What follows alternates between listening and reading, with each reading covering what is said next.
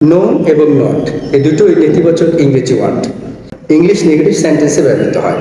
কিন্তু প্রশ্ন হচ্ছে কোন ধরনের নেগেটিভ সেন্টেন্সে নো বসে, আবার কোন ধরনের নেগেটিভ সেন্টেন্সে নট বসে। ডিয়ার ভিউয়ার্স, আজকের এই ভিডিও লেসন থেকে বিষয়টি জেনে নেওয়া যাক। শুরুতেই নো, যার বাংলা অর্থ না। No is used before noun, অর্থাৎ নাউনের আগে নো বসিয়ে সেন্টেন্সটাকে নেগেটিভ তৈরি করা হয়। For example, I have no time, আমার কোনো সময় নেই। আই হ্যাভ নো ফ্রেন্ড, আমার কোনো বন্ধু নেই। টাইম এবং ফ্রেন্ড এই দুইটি ওয়ার্ড হচ্ছে নাউন, যাদের সামনে নো বসিয়ে সেন্টেন্স দুটিকে নেগেটিভ করা হয়েছে। Not, not is used after auxiliary verb. সাধারণত নট অক্সিলারি ভার্বের পরে বসিয়ে সেন্টেন্সটিকে নেগেটিভ করা হয়। For example, I do not like it, আমি এটা পছন্দ করি না। শি ইজ নট কামিং, সে আসছে না। এই যে ডু এবং ইজ এই দুটি হচ্ছে অক্সিলারি ভার্ব, যাদের সামনে নট বসিয়ে নেগেটিভ বাক্য তৈরি করা হয়েছে।